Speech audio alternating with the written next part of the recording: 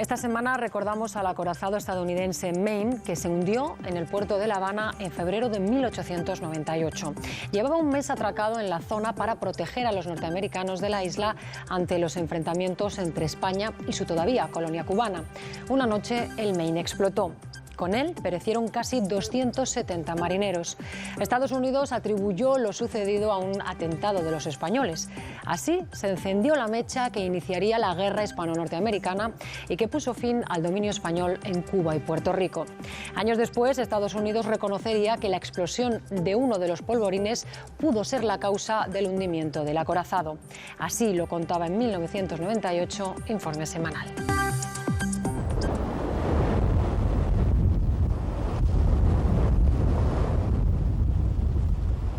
Las aguas tranquilas de la bahía de La Habana no lograban ocultar el presagio de una guerra probable. Al otro lado de la isla, el ejército español luchaba contra los rebeldes y presentía ya la invasión que habría de llegar desde Florida. Por la libertad o por el imperio, independencia o colonia, Cuba libre o viva España. Pero nadie suponía que aquí mismo, en medio de esta rada apacible, iba a tener lugar el suceso que incendiaría el polvorín cubano. Un día como hoy, 25 de enero, pero hace 100 años, y a esta misma hora, a las 11 de la mañana, el acorazado norteamericano Maine enfilaba el canal de entrada a la bahía de La Habana. El Maine venía procedente de Dry Tortugas, en la Florida. Cuando el acorazado norteamericano Maine atravesó la bocana del puerto habanero, nadie lo esperaba. Pero no era un intruso, porque enarbolaba la bandera de un país amigo. Su capitán, Charles Sigsbee, había recibido órdenes de Washington la noche anterior para que pusiera rumbo a Cuba y efectuara una visita de cortesía. Bajo los cañones Krupp del Castillo del Morro, principal baluarte defensivo de la capital, el Maine pasó lento, con cautela. Sus grandes piezas de artillería, montadas en torretas laterales, estaban listas para rechazar cualquier agresión. El capitán Sigsbee inició su visita amistosa ordenando zafarrancho de combate. En realidad, la tensión de las relaciones entre España y Estados Unidos decía otra cosa. Un práctico del puerto guió al acorazado norteamericano hasta la boya número 4, cerca de los otros buques de guerra españoles y extranjeros. La Habana se había convertido en polo de atracción bélica para las marinas de medio mundo. La presencia del Maine fue un reto bien planificado por el presidente norteamericano William McKinley. Si había disturbios en La Habana, el cónsul americano debía mandar un mensaje codificado a Cayo Hueso, Florida. Localizarían al Maine, que iría a La Habana para rescatar a los americanos, o para protegerlos con sus cañones, o para lo que hiciera falta. Había un mensaje político detrás de ello. McKinley y el gobierno americano estaban diciendo a los rebeldes cubanos que ellos estaban con los rebeldes, haciendo la señal de mandar un buque de guerra en esos momentos. Ni un solo marinero del Maine bajó a tierra por miedo a posibles represalias. El capitán prohibió las visitas a los cafetines, prostíbulos y tugurios de la vieja Habana, en donde se bebía, se jugaba cartas y se cantaban canciones patrióticas bajo el humo del tabaco. Cuenta Sigsbee en sus memorias que los oficiales sí pasearon por la ciudad y acudieron a recepciones sin recelo, hasta que un día alguien les entregó este panfleto en el que se amenazaba al Maine. Un halo de misterio y de admiración rodeaba aquel barco de guerra de casco blanco, fondeado frente a no se sabe qué enemigos ocultos. Entre el aburrimiento de la vida a bordo y el servicio de guardia, los 330 marineros de la dotación del Maine comenzaron a ver peligros inminentes detrás de cada barca que surcaba la bahía. Una mina colocada bajo el acorazado, la contaminación de su comida, los cañones del Castillo del Morro. La noche del 15 de febrero de 1898, el capitán Charles Sigsbee escribía en su camarote una carta a su esposa. Eran las 9:30. Los marineros estaban durmiendo ya en sus hamacas, bajo el puente principal, soportando la humedad de la noche y el calor de las calderas. Los oficiales cenaban o charlaban en su salón de recreo. La disciplina impuesta por el capitán mantenía en tensión a aquellos hombres que llevaban casi un mes sin salir de sus estrechos camarotes metálicos. La bahía estaba tranquila, ni un ruido, ni una luz sospechosa. El barco había girado hacia las 10 menos 20 en torno a la boya de amarre. Entonces ocurrió el desastre.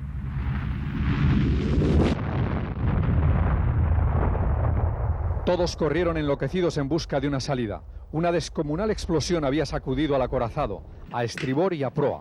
La escena parecía sacada del apocalipsis. 350 hombres lanzando gritos de terror, pidiendo auxilio, huyendo de las llamas, del estallido de las municiones almacenadas en los pañoles, salir a cubierta, lanzarse al agua.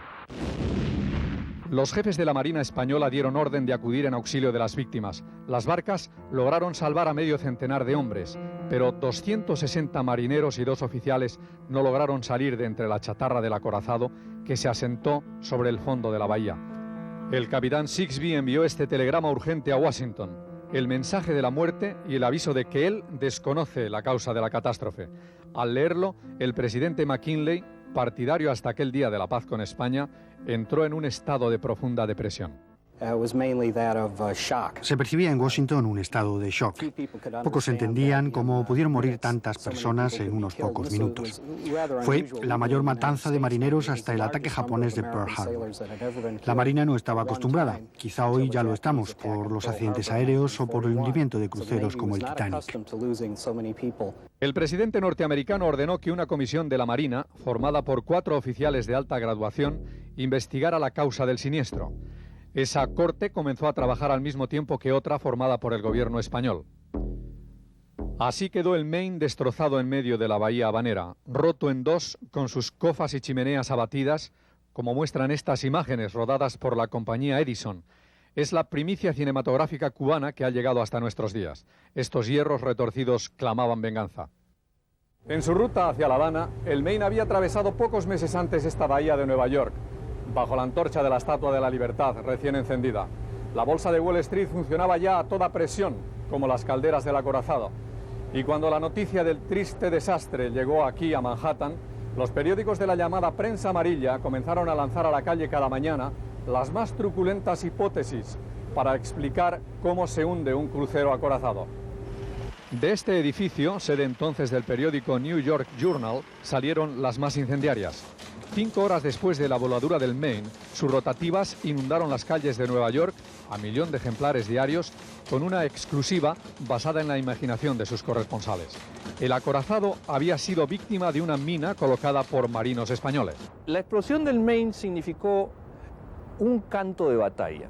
En el público norteamericano, recordemos, el Maine significó una esperanza de revancha. Así comenzó la guerra de Cuba en las calles de Nueva York. Los periódicos Journal y The World repetían que los españoles eran traidores por naturaleza y que los marineros del Maine habían de ser vengados. Los primeros cañonazos corrieron a cargo de este genio de la empresa periodística, William Randolph Hearst, que el cine inmortalizó con el nombre de Ciudadano Kane. Tuvo la genialidad para contar aquellos acontecimientos de Cuba, de crear un melodrama con lo que estaba pasando. Los malos eran los españoles, las víctimas inocentes los cubanos, y unos héroes valientes que iban a acudir en caballos blancos a ayudarles, los americanos. Aquella prensa, llamada amarilla por el color del faldón de este personaje recién nacido, Yellow Kid, envenenó a la opinión pública. Los españoles, raza degenerada, criminales y sanguinarios, habían de pagar por la fechoría del Maine. Las gentes saltaron a la calle gritando consignas de venganza, mientras el periódico de Hearst proponía una recompensa de $50.000 a quien diera con la pista para demostrar la traición española.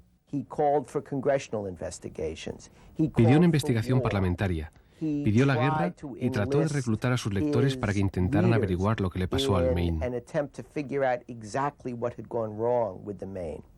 La Marina de Estados Unidos desplazó a La Habana 3 barcos y medio centenar de personas para investigarlo. En torno al pecio, asentado sobre el fango y visible en parte durante la bajamar, se congregaron periodistas, mecánicos, marinos y buzos en busca de una dudosa verdad.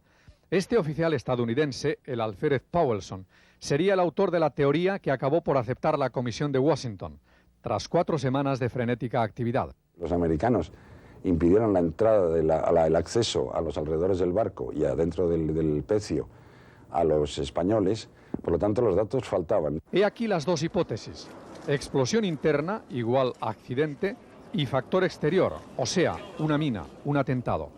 Ni los españoles ni los norteamericanos pudieron ver así el casco del desgraciado Maine en 1898. Estas imágenes fueron rodadas 14 años más tarde y muestran el tremendo deterioro del pecio. Según la Comisión Española, el acorazado reventó a causa de un incendio en sus carboneras. Uno de los búnkers de carbón repleto y adyacente a uno de los pañoles estaba separado de la munición por una placa de acero. Ese metal es muy buen conductor del calor. Ellos no se habían percatado, pero tenían un terrible problema dentro del mismo barco. La Comisión norteamericana dictaminó que el Maine había sufrido 2 explosiones. Primero, la de una mina bajo su casco, a estribor, y luego la de varios pañoles en donde se almacenaban explosivos. La mecha de la guerra contra España comenzaba a humear. Sin la guerra, la explosión del Maine, no es probable, pero no es completamente imposible de que no hubiera llegado la guerra. En el Congreso de Washington, los belicistas aprovecharon la explosión del Maine. Se pone en marcha la máquina de la guerra, la expansión americana. Se aprueban créditos, se transportan a Florida armamentos, municiones y vituallas. La voladura del acorazado fue la señal. Así salió del Capitolio su capitán, Charles Sigsbee, tras declarar ante una comisión de senadores que su barco fue hundido por una mina. Pero los españoles jamás aceptaron ese ultraje y frente al patriotismo yanqui lanzaron acusaciones veladas de que el suceso se debió a un autoatentado. Presunto responsable, este marino, el teniente John Blandin, oficial de guardia aquella noche. A los españoles no les cabía en la cabeza la idea de que tuviéramos marineros negros en un barco americano. Y empezaron los rumores. Estados Unidos habría volado el Maine mientras estaban a bordo solo los marineros negros. Es una interpretación estúpida, pero continúa en los libros de historia en Cuba hoy en día. 80 años después, la Marina estadounidense aceptó al fin que el Maine se hundió por accidente.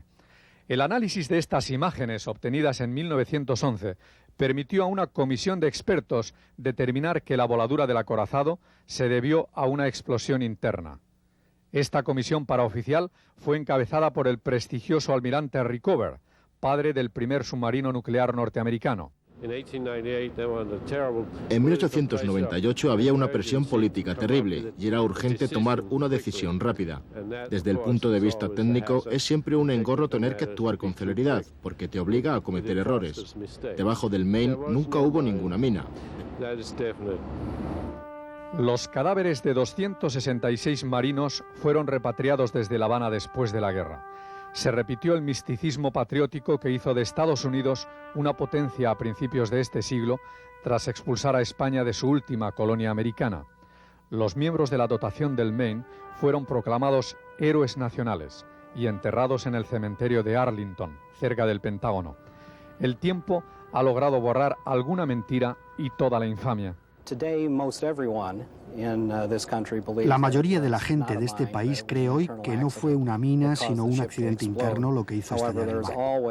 Habrá siempre quienes no cambien de opinión. Nunca se puede convencer a todos, pero el consenso general es que España no tuvo la culpa de la voladura del Maine. Ha quedado como una confusa situación que desembocó en una guerra cuyas consecuencias no habían previsto ellos y fueron totalmente diferentes de las que buscaban. No obtuvieron la presencia política en Cuba que ellos buscaban y en cambio un poco de rebote se encontraron con Puerto Rico y Filipinas y un imperio ultramarino que no habían pensado ni los más imaginativos.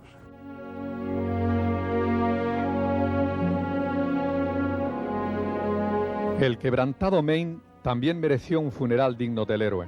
En 1912 fue puesto a flote y remolcado a alta mar. Le dieron escolta a los barcos de guerra estadounidenses que habían hundido la flota española del almirante Cervera 14 años antes. En medio de un silencio militar roto por los cañonazos de honor, el acorazado de segunda clase Maine se fue definitivamente a pique en el mar del Caribe, llevándose consigo todos los secretos.